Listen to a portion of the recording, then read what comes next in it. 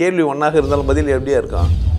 ஆளுக்கு ஏற்ற மாதிரி மாறுபடும். நேரில் வந்துட்டா என்ன பண்ணிடலாம்? எல்லா கேள்வியும் கேட்டு தெளிவாக, அதுக்கு தான் சத் சங்கம். என்னுடைய நோக்கம் எல்லாம் மனிதர்கள் எல்லாம் மகிழ்ச்சியாக இருக்கணும், அவ்வளோதான். இங்கே பெரிய பிரச்சனை என்னன்னா, எனக்கு இமீடியட்டாக ஒரு ரிசல்ட் தெரியணும். விதைச்சிட்ட பிறகு அது முளைதானே அடிக்கடி எடுத்து பார்த்துருந்தீங்கன்னா அது முளைக்காது. ஏன்னா அது எடுத்து பார்க்கறதுனாலே அது என்ன பண்ணாது, முளைக்காது. ஒரு முட்டை அழ வச்சுருக்கிறீங்க அப்படின்னு சொன்னாக்கா, வச்சுட்டு கோழியை எதுவும் போய் அப்பப்போ போய் பார்த்தீங்கன்னா, இல்லை முட்டை எடுத்து ஆராய்ச்சி பண்ணியிருந்தீங்கன்னா என்ன ஆகுனா, அந்த முட்டை அறிவியல் வளர்ந்துச்சு. முட்டை எடுத்து போய் ஒரு 75 நிமிஷத்தில் நீங்கள் கோழி குஞ்சு ஆக்கி வெளியேற்றிட்டீங்க. ஜெனட்டிக் இன்ஃப்ளூயன்ஸ் எல்லாம் மாற்றி காய்கறிகள்லாம் பெருசு ஆக்கிட்டீங்க, ஷேப்லாம் கூட கொண்டு வந்துட்டீங்க. அந்த மாதிரி ஞானத்தை அப்படி குத்துற முடியுமா அப்படின்னா, பண்ண முடியும்னா இப்படி தான். என்னன்னா நானும் ஞானி ஆகிட்டேன்னு சொல்கிறேங்க, அவ்வளோதான்.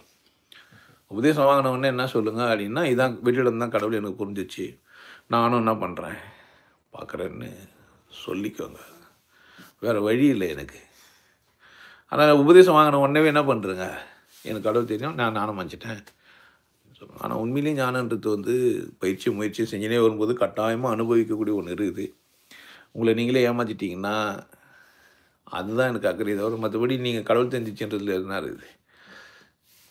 அதனால் பயிற்சி செய்யும்போதெல்லாம் மனம் அடங்குது, அப்புறமா எனக்கு அடங்கலை அப்படின்லாம் கிடையாது. நீங்கள் பயிற்சியவே மனம் அடங்கணுன்னே செய்வோம், நான் கம்மனே செஞ்சாவே அது அடங்கிடும். நாம் சும்மா சாப்பிட்றோம், அது முடியாகவும் தலையாகவும் கண்ணாகவும் மூக்காகவும் வாயாகவும் மாறிடுச்சு. நான் இப்போ 2 இட்லியை பல்லுக்கு சாப்பிட்றேன், 4 இட்லியை வயிற்றுக்கு சாப்பிட்றேன், 2 இட்லியை குடலுக்கு சாப்பிட்றேன்லாம் நம்ம என்ன பண்ணுறது இல்லை, சாப்பிட்றது இல்லை, சும்மா சாப்பிட்டுக்கிறோம். வளர்ந்து இது மாதிரி ஆகிட்டோம். நல்லா தான் சாப்பிட்டுக்கிறோம் அதே மாதிரி, ஆனால் உடம்பு வேறு மாதிரி ஆகினே இருக்குது. கருப்பாக அந்த முடி வெள்ளையாயிடுச்சு, அப்படியே எக்ஸசைஸ்லாம் பண்ணி அப்படி இருந்த உடம்பு இப்போ வேறு மாதிரி ஆயிடுச்சு. தொப்பை கொஞ்சம் வளர்ந்து முன்னாடி தள்ளுது.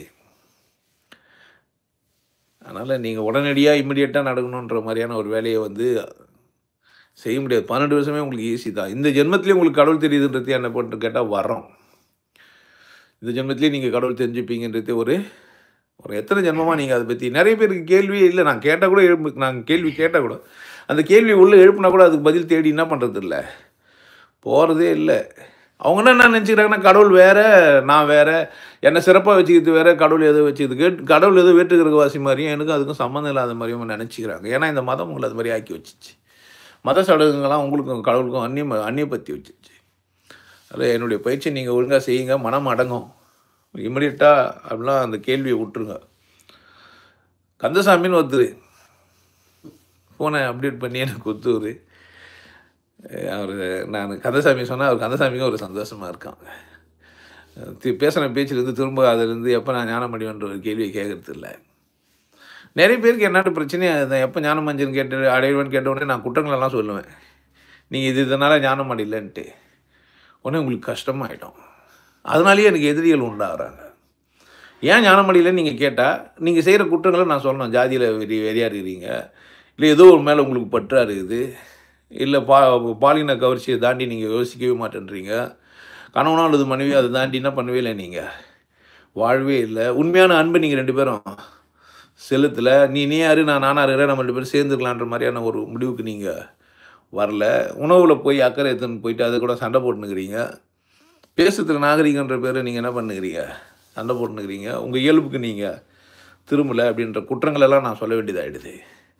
அதனால் ஞானம் பண்ணிச்சான ஒரு கேள்வி என்னை பார்த்து கேட்காதீங்கன்னு கூட சொல்கிறேன் சமயத்தில். ஞானம் ஏன் அடியிலன்னு கேட்டால் நான் என்ன சொல்லுவேன், சரியாக பல்லு வளர்க்கலன்னு சொல்லுவேன். பல்லு வளர்க்கறதுக்கு ஞானத்துக்கும் சம்மந்தங்க தானே? ஆமாம் தானே. இடுக்கல மாட்டின கறியை எடுக்கிறதுக்கு முடியாது, நீ எப்படி ஞானத்தை அடைய முடியும்? மாதிரி சாதாரண விஷயங்கள்லாம் கூட நீங்கள் என்ன பண்ணுறது இல்லை, செய்யறதில்லை. நல்லா பயிற்சி பண்ணுங்கள், கட்டாயமாக வெற்றி உண்டு. நான் தான் ஒரு ரிசல்ட்டாக உங்களுக்கு கொடுத்து வச்சுக்கிறேன். வித்தின் 40 days உங்களுக்கு 3வது கண் விழிப்பு வருது. என்னை முன்னாடி நீங்கள் உட்காந்தீங்கன்னா உங்களுக்கு ஏதோ ஒன்று ஆகுது. இந்த மனிதனை நினச்சா நீங்கள் ஏதோ ஒரு மாற்றத்தை உருவாக்குறீங்க. பாருங்கள், எனக்கு இந்த இடத்துல இந்த அமெரிக்காவில் ஒரு யாரும் முன்ன தெரியாத ஒருத்தர் வீட்டில் உட்காந்துருக்க முடியுதுன்னா, என்னென்ன வந்தார், உபதேசம் வாங்கினார், பயிற்சி பண்ணாருன்னா, அப்போ என் மேலே அவருக்கு ஏன் மரியாதை ஏற்படுதுன்னா, அவர் ஏதோ அனுபவிக்கிறாரு, ஏதோ ஒரு உள்ள மாறுது. நீங்களும் கூட அது மாதிரி அனுபவிக்க முடியும். பயிற்சி பண்ண உடனே கட்சணும்னு அவசியம் இல்லை. நீங்கள் பாட்டு பக்தியோடு பயிற்சி பண்ணே இருங்க, நேர்மையாக இருங்க, கட்டாயமாக கடவுள் உங்களுக்கு உண்டு. என்னிலும் நீங்கள் அனுபவத்தில் பெரிய ஆள் ஆகிறதுக்கான வாய்ப்புகள் இருக்குது. அனுபவத்தில் பேசுறதுன்றது சாத்தியம் இல்லை. என்ன மாதிரி நீங்கள் பேச முடியாது. எனக்கும் உங்களுக்கும் சம்மந்தமே கிடையாது. இது அந்த மாதிரியே வந்தது. அதனால் இது மாதிரி ஆகணும்னு நினைக்க வேணாம். நீங்கள் உங்களை மாதிரி ஆகிடலாம். நீங்கள் அனுபவிக்கலாம், கடவுளை நீங்கள் உணரலாம். நீங்கள் இன்னும் என்னை விட கொண்டாட்டமான பேர் வழியாக மாறலாம். இன்னும் மகிழ்ச்சியாகவும் நீங்கள் இருக்கலாம்.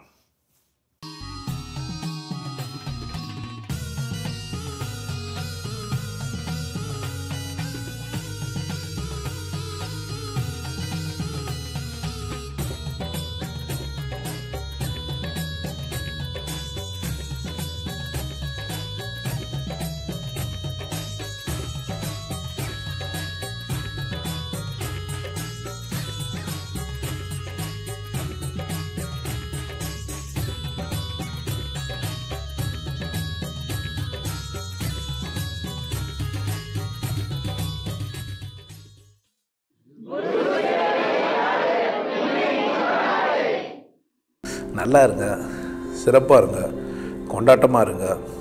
உங்களை நீங்கள் மதிப்பு மிகுந்தவராக மாற்றுறது உங்கள் கையில் தான் இருக்குது. நல்லா இருங்க. நான் ஒரு வாய்ப்பு என்னை பயன்படுத்திக்கலாம். நல்லது.